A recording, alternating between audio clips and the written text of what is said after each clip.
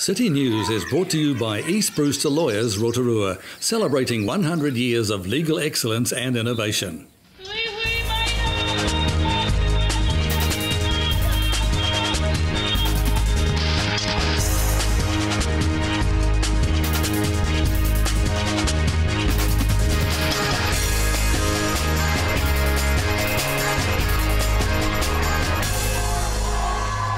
Kia ora Rotorua, ahead in tonight's bulletin.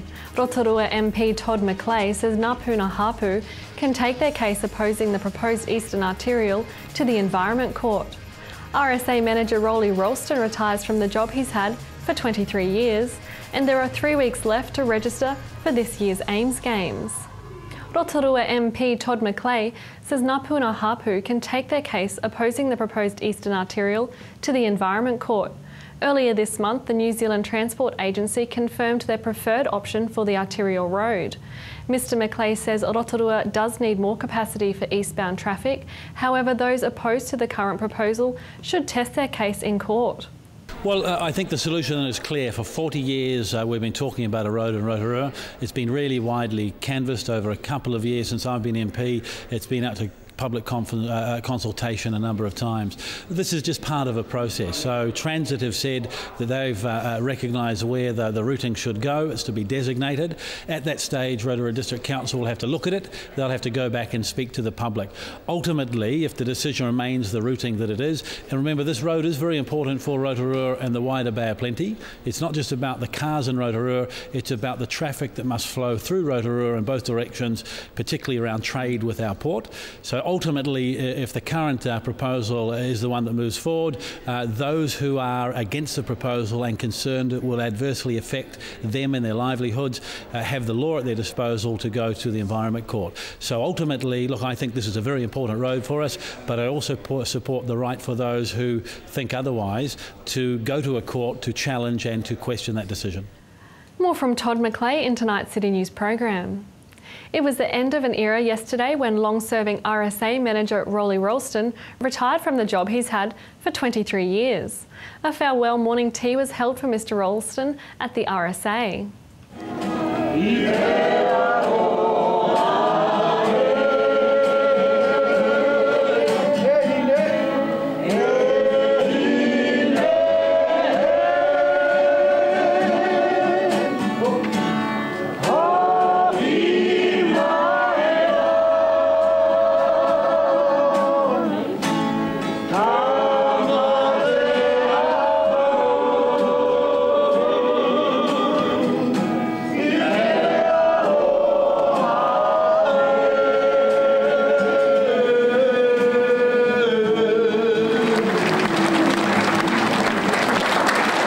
Now, you've been here for a number of years now. Are you sad to be going? I am sad, but I'm quite relieved as well. It's a long time, 23 years, and probably time for somebody else to have a fresh look at the place. But no, it's been a lovely time. Got some special memories of being down here? I think the worst part is the guys that have died over the years. You know, I would have seen 2,000 odd returned servicemen die, and you know, I could just about go around the club and show you where they used to sit, and that's the hard part.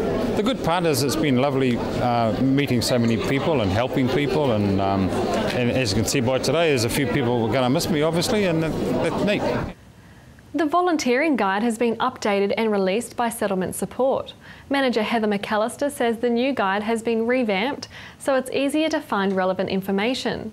She says volunteering provides the opportunity to meet people, learn skills and gain useful experience. Copies of the guide can be collected from Rotorua District Council, the Citizens Advice Bureau or the library. In sport tonight, Bay of Plenty Rugby Union is training potential schoolboy rugby referees. The You Make the Call course is run through high schools and sees budding young referees look at the finer points of the game. Bay of Plenty Rugby Union Rugby Administrator for Schools, Carl McLean, says the course is part of a recruitment campaign that stems from there being a drastic shortage of referees at all levels. He says the You Make the Call course comes with NZQA credits, which is an added incentive for students. For more information on the courses, visit bopru.co.nz.